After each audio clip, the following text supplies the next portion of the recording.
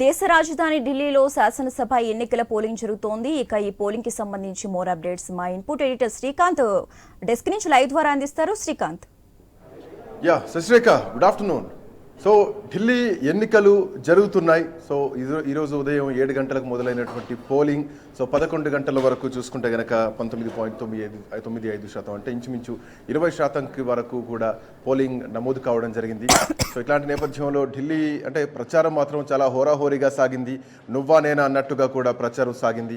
But ఓటర్లు మాత్రం ఎందుకో ఇంట్లోంచి బయటకు రావడానికి కొంత సస్యమీర అన్నట్టుగా కనిపిస్తోంది. ఓటర్లు ఇంట్లోంచి బయటకు రావడానికి అంత ఇంట్రెస్ట్ మాత్రం చూపిస్తున్నది కనిపిస్తలేదు. ప్రస్తుతానికి ఉన్నటువంటి ఈ పర్సెంటేజ్ని చూస్తే సరే, ఢిల్లీలో వాతావరణ దృష్ట్యా కానీ, లేదంటే చలి తీవ్రత దృష్ట్యా కానీ, కాలుష్యం దృష్ట్యా కానీ, మార్నింగ్ అవర్స్లో కొంచెం ఎయిర్ పొల్యూషన్ ఎక్కువ ఉంటుంది కాబట్టి ఆ టైంలో రాలేకపోతున్నారేమో అని అనుకున్నా కానీ, ఈవెన్ 11 o'clock వరకు చూసుకున్నా కానీ ఢిల్లీలో మాత్రం కొంత ఓటింగ్ పర్సెంటేజ్ మాత్రం కొంచెం మందకొడిగానే కనిపిస్తోంది.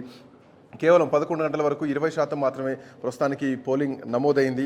సో ఓటర్లకు అంటే ఇప్పటికే చాలామంది చెప్పడం జరిగింది. Even CJ chief justice Chandrachud కూడా చెప్పడం జరిగింది, ప్రతి ఒక్కరూ ఓటు హక్కును వినియోగించుకోండి అంటూ కూడా. ఆయన ఓటేసిన తర్వాత ఒక పిలుపునివ్వడం జరిగింది ఢిల్లీ ప్రజలకు. అందరూ కూడా ఓటు హక్కును వినియోగించుకోండి, ఓటును బాధ్యతగా వెయ్యండి అంటూ కూడా చెప్పడం జరిగింది. ఈవెన్ ప్రధానమంత్రి నరేంద్ర మోడీ కూడా ఈరోజు ఉదయం తాను X ద్వారా ట్వీట్ చేయడం జరిగింది. అందరూ ఓటు హక్కును వినియోగించుకోవాలి, ఢిల్లీ ప్రజలంతా ఇల్లు విడిచొచ్చి ఓటు వేయాలి, అండ్ మరీ ముఖ్యంగా కొత్తగా ఓటు హక్కు వినియోగించుకున్నటువంటి వాళ్ళందరికీ కూడా శుభాకాంక్షలు తెలుపుతూ ప్రధానమంత్రి మోడీ కూడా పిలుపునివ్వడం జరిగింది. అయితే ఇప్పటి వరకు కనీసం అట్లీస్ట్ ఒక 40% అయినా అవుతుందేమో అనుకున్నారు. గతసారి ఎన్నికల్లో 65% పోలింగ్ నమోదైంది ఇంచుమించుగా.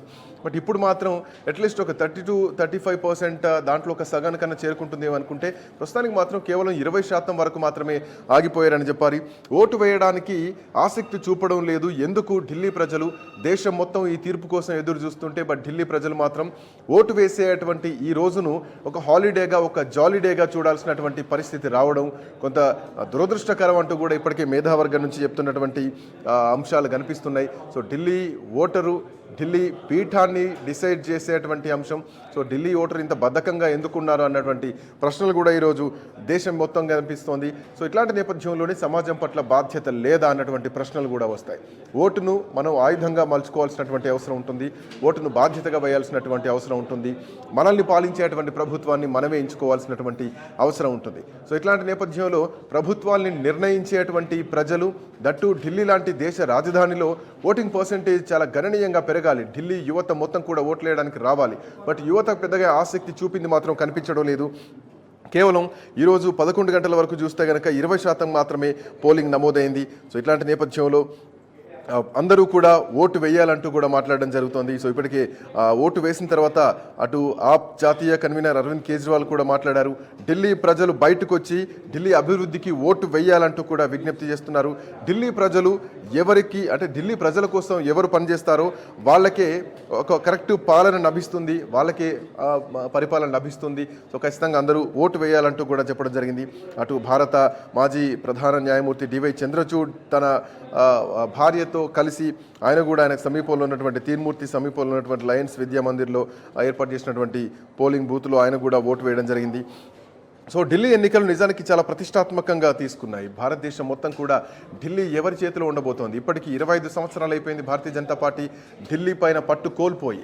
సో దేశం మొత్తం అధికారంలో ఉన్నా కానీ ఢిల్లీ మాత్రం బీజేపీ చేతుల్లోకి రావడానికి చాలా ఇబ్బందులు పడాల్సినటువంటి పరిస్థితి వస్తుంది. గతంలో 15 సంవత్సరాలు కాంగ్రెస్ పార్టీ పాలించింది. ఆ తర్వాత షీలా దీక్షిత్ తర్వాత ఆమ్ ఆద్మీ పార్టీ వరుసగా 10 సంవత్సరాల పైగా ఇప్పుడు పాలించినటువంటి పరిస్థితి.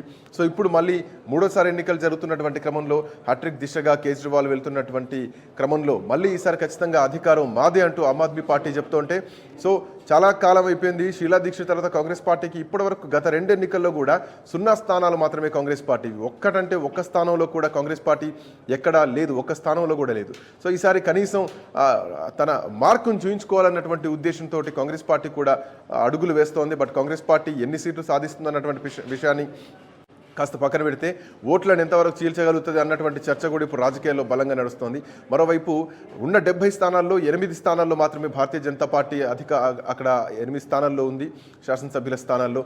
ఇప్పుడు ఆ సంఖ్యను ఇంకా పెంచి అధికారంలోకి రావాలని చూస్తోంది. బట్ అంత ఈజీగా పంచడం, లోక్సభలో వచ్చేటువంటి రిజల్ట్ ఇక్కడ శాసనసభలో ఎంతవరకు వస్తాయన్నది మాత్రం ఒక ప్రధానమైనటువంటి అంశం అయితే కనుక సంక్షేమ పథకాలు ఎంతవరకు ఢిల్లీ ప్రజల్ని ఆకర్షిస్తాయి అన్న పాయింట్ ఒకటి. మొన్న తగ్గించినటువంటి ఇన్కమ్ ట్యాక్స్ ఏదైతే ఉందో, సో ఆ ఇన్కమ్ ట్యాక్స్ కూడా చాలా వరకు మధ్యతరగతి పేద ప్రజలందరికీ కూడా, వేతన జీవులందరికీ కూడా ఇది చాలా లాభదాయకమైనది, చాలా వరకు ఉపశమనం కలిగించేటువంటి అంశం అన్నది. ఇది కూడా ఢిల్లీ ఎన్నికలపైన ప్రభావం చూపుతుందన్నది భారతీయ జనతా పార్టీ ఆశించినటువంటి అంశం. సో ఇప్పటి వరకు చూసుకున్నటువంటి పరిస్థితుల్లో మాత్రం కొంచెం ప్రస్తుతానికి ఇంకా ఓటర్లు బయటికి రావాల్సినటువంటి అవసరం ఉంది. మొత్తం 699 మంది అభ్యర్థులు ఈసారి ఈ 70 నియోజకవర్గాల్లో బరిలో ఉన్నారు. అంటే అటు కాంగ్రెస్, బీజేపీ, అధికార ఆమ్ ఆద్మీ పార్టీతో పాటు ఇంకా సిపిఎం, సిపిఐ లాంటి పార్టీలు, జేడీయూ లాంటి పార్టీలు కూడా కొన్ని మద్దతిస్తున్నటువంటి అంశాలు కనిపిస్తున్నాయి. సో మరోవైపు న్యూఢిల్లీ అసెంబ్లీ స్థానం నుంచి కేజ్రీవాల్ పోటీలో ఉన్నారు. ఆయనకు అపోజిట్గా పరవేష్ వర్మ భారతీయ జనతా పార్టీ నుంచి, సందీప్ దీక్షిత్, షీలా దీక్షిత్ వాళ్ళ అబ్బాయి, సో సందీప్ దీక్షిత్ కూడా కాంగ్రెస్ పార్టీ నుంచి పోటీలో ఉన్నారు. న్యూఢిల్లీ అసెంబ్లీ స్థానానికి చాలా కీలకమైనటువంటి నియోజకవర్గం. అరవింద్ కేజ్రీవాల్ అక్కడ ఉన్నటువంటి నియోజకవర్గం, ఆయన గెలిచినటువంటి నియోజకవర్గం. ఇక మరోవైపు ముఖ్యమంత్రి అతిషి కల్కాజీ అసెంబ్లీ నియోజకవర్గం నుంచి బరిలో ఉన్నారు. సో అతిషికి పోటీగా కాంగ్రెస్ పార్టీ నుంచి Alka Lamba, at the same time Ramesh Bidhuri Bharatiya Janata Party నుంచి ఉన్నారు. మరొక ముఖ్యమైనటువంటి వ్యక్తి మనీష్ సిసోడియా, ఢిల్లీ ఉప ముఖ్యమంత్రిగా చేసినటువంటి వ్యక్తి, సంవత్సరంన్నర కాలం పాటు జైలు జీవితం అనుభవించి లిక్కర్ స్కామ్లో జైల్లోకి వెళ్ళి వచ్చినటువంటి వ్యక్తి. సో మనీష్ సిసోడియా కూడా ఆమ్ ఆద్మీ పార్టీ నుంచి జంగ్పూర్ అసెంబ్లీ నియోజకవర్గం నుంచి బరిలో ఉన్నారు. ఆ తర్వాత సర్దార్ తర్వీందర్ సింగ్ మర్హా భారతీయ జనతా పార్టీ నుంచి ఉన్నారు. ఫర్హాద్ సూరి కాంగ్రెస్ పార్టీ నుంచి ఉన్నటువంటి వ్యక్తి. ఆ తర్వాత సోమనాథ్ భారతి కూడా one of the key person in Aam Aadmi party. Somnath Bharti Malviya Nagar నియోజకవర్గం నుంచి బరిలో ఉన్నారు.